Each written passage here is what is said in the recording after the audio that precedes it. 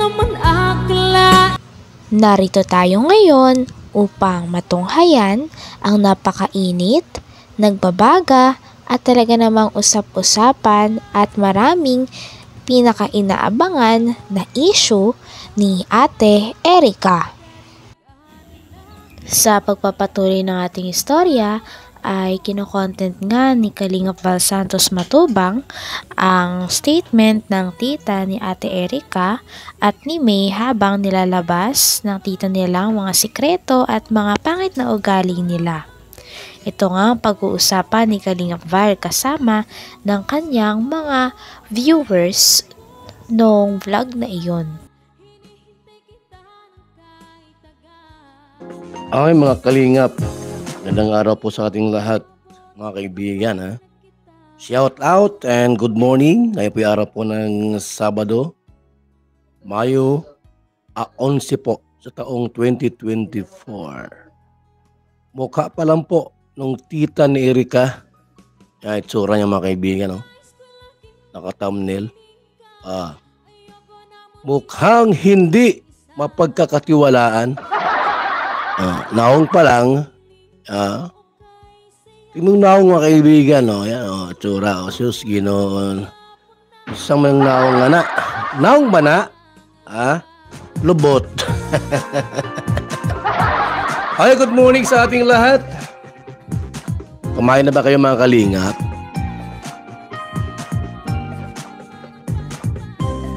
Basang-basa ko mga kaibigan no? May inggit sa kanyang puso. Huwag naman ganon. Huwag niyo pong siraan ang inyong pamangkin. Yan. Si Erica, si May. Ipamangkin mo yan Kadugo, kapamilya, kapuso, lahat na. Tapos sisiraan mo na ganyan-ganyan sila, ganyan-ganyan sila. Ano yan? Inggit ba yan?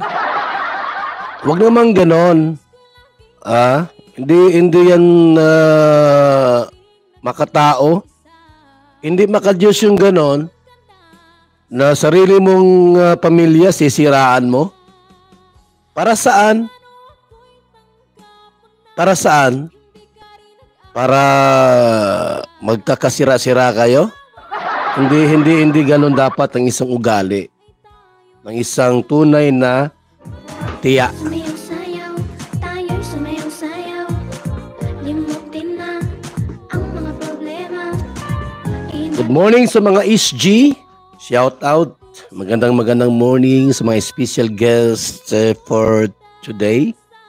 Today is May 11, 2024. And nawa kayo pinasaligtas at nasa maayos na... Sabi pa nga ni Kalingap Val Santos Matubang na marami na daw mga statement ang lumalabas galing sa tita ni Ate Erica at ni May na paninira nga sa kanila. At sabi naman ni Kalingap Val na kung may gusto daw siya na ikwento at mga masasakit na salita o mga impormasyon tungkol kay Ate Erica at kay May ay dapat kausapin niya raw si Kalingap Val Santos Matubang. Dahil si Kalingap Val ay marunong sumuri ng mga ganitong problema at maayos ito. Mukha ni Baby Tuding. Kining bayhana ba? Ito naman yung itsura yung tita ni Erica at ni May. Mukha ni Baby Tuding. Pero gwapuhon man po na may itsura naman. Ay kung totoo yung sinabi mo about Erica and May, sige daw, ikwento mo raw sa akin yung ibang mong problema sa kanila. Kung totoo. Kuya Bal, hindi ako inggit. Hindi ako sinungaling. Siya nga. Sige daw po, puntahan mo ako sa daet. O i-text mo ako. I-text mo ako. Kung talagang tunay, totoo, yung sinasabi mo sa mga pamangkin mo, sa akin mo ikwento. Kung totoo na ganun sila. Isa palagay ko po mga kalingap, inggit lang ito. Ha? Bakit inggit po? Unang-una si May may itsura. Itong si Erika may kaunting itsura din. Di ba sila yung tipong magaganda? Mga tipong ala artistang mukha? Di po. Opo, may itsura sila. Pero hindi maganda. Itsura lang. Meron sila noon. Sila May tsaka si Erika. Doon pa lang, yung inggit na tutubo talaga sa'yo. Talagang tutubo ang inggit. Tita. Nagkapera. Lalong nainggit! Masabi, Kuya Bal, hindi po totoo yan. Hindi ako naiinggit sa kanila. Daw. Kung hindi ka naiinggit, sige daw. Sige daw po. Ikwento mo sa akin lahat. At pakikinggan kita. Lahat. Kung hindi ka naiinggit doon sa mga pamangkin mo. Kay Erika o kay May. Pero pagka gano'n na inggit yan mga kalingap. Kaya maniwala dyan. Inggit yan. Sabi nga ni Kalingap Val na ang tanging gusto niya lang daw ay makausap ang tita na ito na nagsasabi ng mga impormasyon sa personal. Ayaw niya daw kasi na sa social media nagpaparinigan. Kaya ang gusto niya ay face to face daw. Dapat ang sagutan tungkol sa problema na ito. Nang sa ganon ay maayos daw ito at mapag-usapan ng maayos.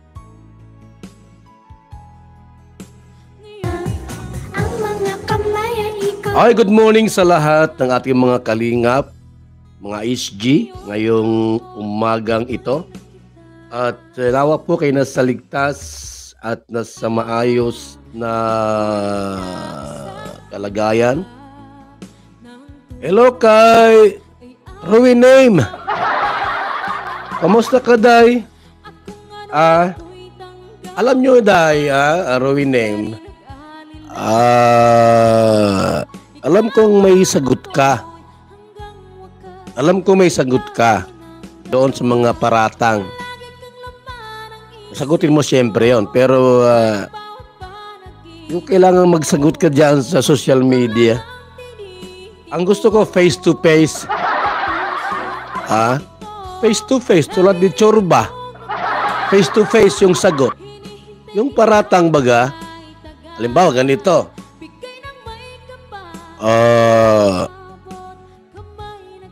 Mr.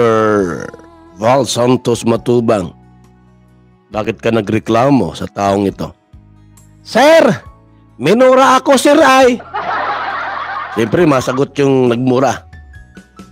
Kaya kita minumura kasi yung mga kakampi mo, minumura ako. Ayoko yung sa social media, doon ka mataram, doon ka masalita. At magpapaliwanag. Gusto ko face to face. Iguaning mediator. Judge. Ang pakay ko po, bakit ko siya i-cyber, hindi para ipakulong. Hindi para magpakulong. Kundi para face to face mong sagutin ang mga reklamo at paratang. Hindi yung para ipakulong kayo. Ayoko nang ganon. Nasa kalingap ako Nasa kalingap ako. Paglilingap. Tapos magpapakulong ka ng tao. Hindi po. Pangit po yon. Pangit po yon. Ang gusto ko lang po, face to face kong marinig. Masabi yung judge, Roy Name, narinig ko sa iyong mga vlogs, sa iyong YouTube channel, na ikaw daw po ay nagsusulit. Hanggang dito na lamang muna ang ating napakainit, nagbabaga, pinakainaabangan at usap-usapan na latest issue ni Ate Erika. Maraming salamat sa inyong panonood. Hanggang sa muli. Bye!